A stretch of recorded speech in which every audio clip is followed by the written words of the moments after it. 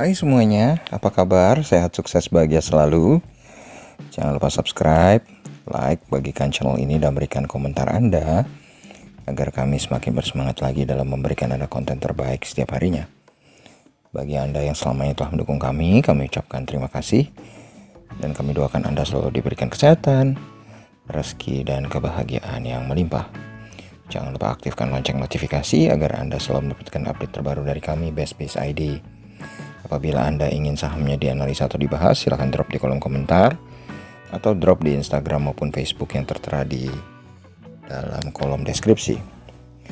Mari kita mulai saja langsung ke market review untuk perdagangan hari ini, hari Selasa 23 Februari 2021. Pada market outlook tadi pagi kami menyatakan bahwa IHSG 51% berada di teritori merah. Ternyata kami salah melakukan prediksi karena ternyata IHSG walaupun sempat beberapa kali berada dalam zona merah, IHSG menolak untuk ditutup di zona merah. Jadi IHSG sendiri dibuka di 6.267,454, sempat naik ke titik tertingginya di 6.279,143 dan memiliki titik terendah di zona merah, yaitu di 6.241,951, dan akhirnya IHSG ditutup di 6.272,807. IHSG mengalami kenaikan 0,28% atau 17,494 poin. Total transaksi yang terjadi di IHSG hari ini adalah 12,96 triliun. Dibandingkan transaksi kemarin, IHSG mengalami penurunan transaksi kembali. Tercatat 234 saham menguat dan 248 saham melemah. Kapitalisasi pasar atau market capital dari IHSG melonjak ke 7.418,418 triliun. Dan ini juga merupakan hari ketiga IHSG berada di dalam zona hijau. Setelah di tanggal 19 mengalami kenaikan 0,51%, tanggal 22 mengalami kenaikan 0,38%, dan sekarang mengalami kenaikan 0,28%. Investor asing tampak melakukan net foreign buy sebesar 470,04 miliar rupiah. Lalu kalau kita lihat apa sih yang paling banyak dibeli oleh investor asing? Ternyata Telkom Indonesia Persero atau TLKM menjadi yang paling banyak diburu investor asing sebesar 609,3 miliar rupiah, dan sahamnya juga mengalami kenaikan yang paling tinggi di antara daftar saham-saham yang dibeli oleh investor asing, yaitu naik 300 poin atau 9,46% ke 3.470. Di posisi kedua ada BBRI atau Bank Rakyat Indonesia Tbk, net foreign buy 42 miliar dengan tidak mengalami perubahan harga di 4.790. Disusul oleh Vale Indonesia Tbk atau Inco, net foreign buy 33 miliar, sahamnya naik 50 poin atau 0,78% ke 6.475. Di tempat keempat ada INKP atau Indah Kiat Pulp and Paper, net foreign buy 24,3 miliar, sahamnya naik 25 poin atau 0,18% ke 14.225. Dan di tempat kelima ada Bank BTPN Syariah atau BTPS, net foreign buy 17 miliar, sahamnya naik 90 poin atau 2,31% ke 3.980.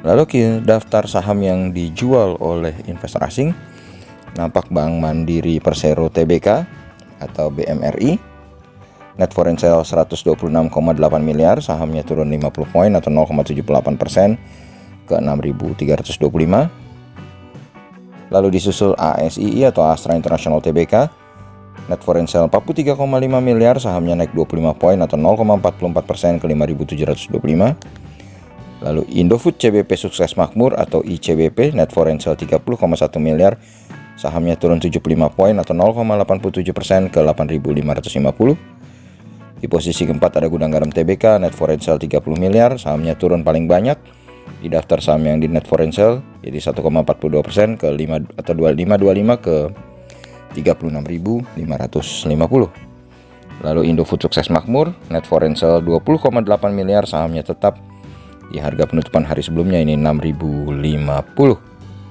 Lalu kalau kita lihat kurs rupiah sendiri, hari ini rupiah tampak menguat 44 poin atau 0,31% ke 14.081 rupiah per 1 US dollar. Yang hal ini lebih disebabkan karena rontoknya kembali dolar indeks atau DXY yang disebabkan adanya berita tentang stimulus yang akan digelontorkan oleh pemerintahan Biden. Harga emas dunia sendiri kembali mengalami penguatan 0,04% atau 0,8% atau 0,8 poin ke 1809,70 US dollar per troy ounce, atau kalau dirupiahkan 819.394 rupiah. Lalu kita berpindah ke market regional Asia. Pertama-tama kita lihat dulu indeks LQ45 yang dimiliki juga oleh Indonesia selain IHSG, yang ternyata mengalami penguatan jauh di atas IHSG, yaitu 0,84% atau 7,968 poin ke 959,210. Naik pesatnya indeks LQ45 ini tidak lain dan tak bukan karena ditarik oleh TLKM yang mengalami kenaikan sangat tinggi. Kemudian kalau kita lihat indeks Nikkei 225 Tokyo Jepang, hari ini tutup tidak mengalami perubahan, tetap di 30.156,029. Lalu Hang Seng Indeks Hong Kong atau HSI naik 1,03% atau 312,811 poin ke 30.632,641.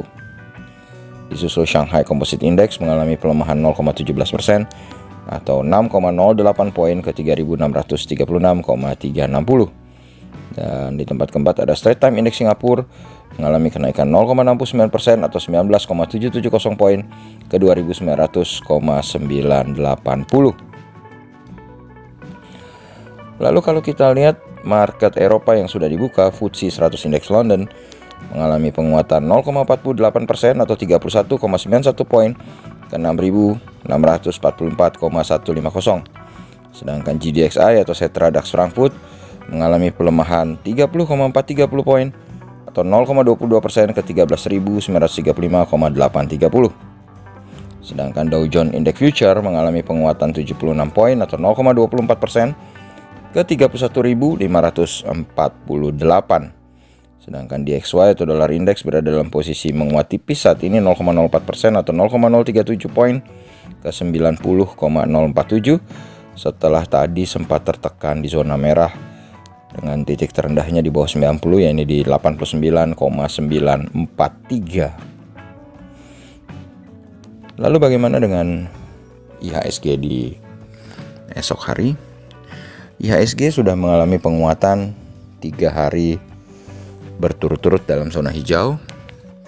Dan kalau kami melihat market Eropa maupun market Amerika nampaknya hanya akan bergerak sideways tipis sambil menunggu bagaimana voting dari kebijakan stimulus tambahan yang akan dikeluarkan oleh pemerintahan Joe Biden.